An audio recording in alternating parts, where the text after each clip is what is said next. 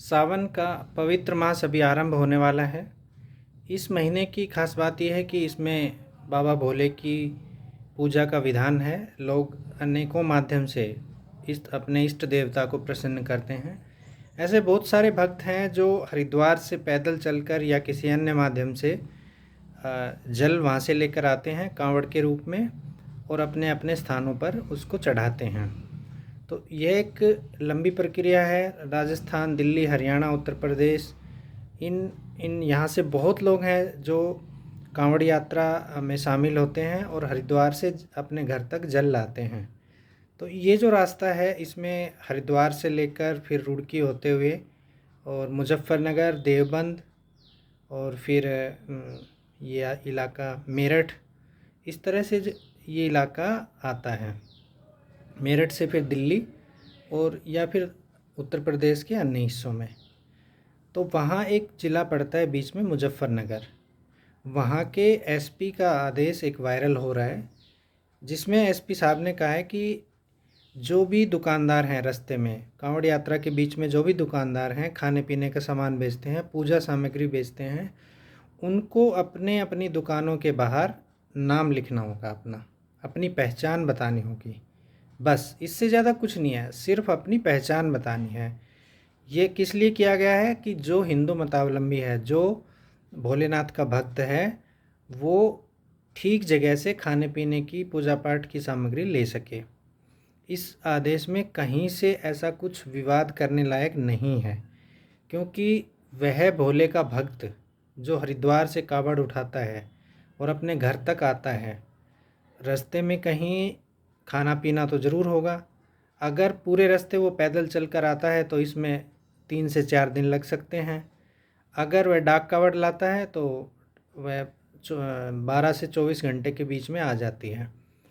लेकिन जो भोलेनाथ के भक्त व्रत रखते हैं, मतलब कावड़ उठाने से लेकर घर आने तक जो व्रत रखते हैं, और वो मान लीजिए किसी मलेच्छ के यहाँ पे खाना खा लेते हैं, एक ऐसे मतावलंबी के यहाँ खाना खाते हैं जिसका हिंदू धर्म से कोई लेना देना नहीं है, वहाँ पर पूरी तरह से खाना जो बनता है वह अशुद्ध है, वह मांसाहारी है, तो आप मान लीजिए कि उस कांवड़ लाने का, उसका जो धर्म है वह बिल्कुल विखंडित हो जाता है। उस कांवड़ का, उस जल का कोई महत्व नहीं रहता।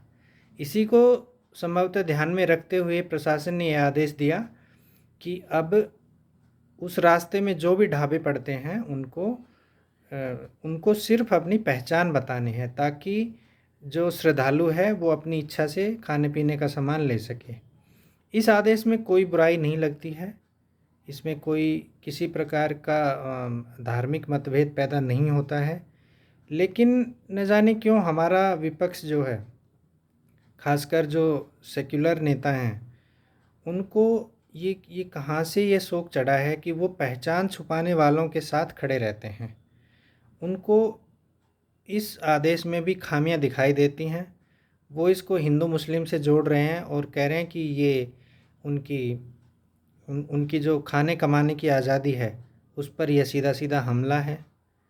अरे भाई, अगर खाने पीने की जो आज़ादी है, कमाने की जो आज़ादी है, उस पर अगर हमला है तो तुम ऐसे काम क्यों करते हो?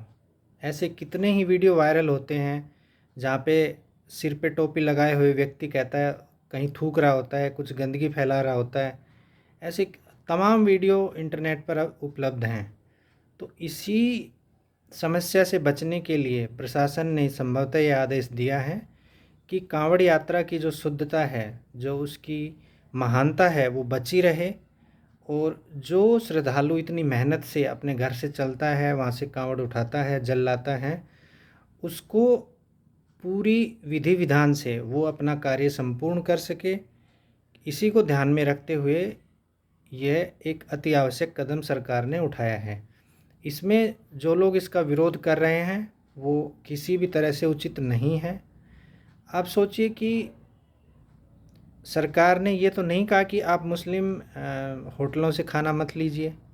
सरकार ने ये भी नहीं कहा कि अगर किसी के नाम के आगे नदीम खान लिखा है तो उस फल रेहड़ी वाले से आप फल मत खरीदिए, ये तो नहीं कहा। सरकार ने किसी का बहिष्कार भी नहीं किया। सरकार ने सिर्फ ये कहा है कि आप अपने नाम अपने दुकान, रेहड़ी, ढाबा, भोजनालय के आगे लिखें, ताकि श्रद्धालु ये पहचान सके कि उसे कहाँ से लेना है और कहाँ से नहीं लेना। इसमें बहिष्कार की बात कहाँ से आ गई? इसमें इसमें उनकी जो खाने कमाने की आज़ादी है, इसकी बात कहाँ से आ गई? आप सोचिए कि वो लोग धर्म के नाम पर किसी के टुकड़े तक करने में परहेज़ नहीं करते। श्रद्धा का जो कांड था दिल्ली में हुआ, उसको उसको छोटे छोटे टुकड़ों में काट कर महरौली के जंगलों में फेंक दिया था। राजस्थान में जो कांड हुआ, एक कन्हैया नामक जो टेलर था, उसको उसी की दुकान में मार दिया गया था, सिर्फ धर्म के आधार पर। लेकिन यहाँ योगी जी ने एक साहसिक कदम उठाते हुए सिर्फ ये कहा है कि आप अपनी पहचान न छुपाएं। बस इसी आदेश के चलते योगी जी और भाजपा निशाने पर आ गई है। तो ये सरकार का एक बहुत अच्छा कदम है। कांवड़ यात्रा की शुद्धता शुचिता बनी रहे, लोग अपने धार्मिक अनुष्ठान को पूर्ण करें, इसी आशा के साथ सबको जय भोलेनाथ। ओम नमः शिवाय।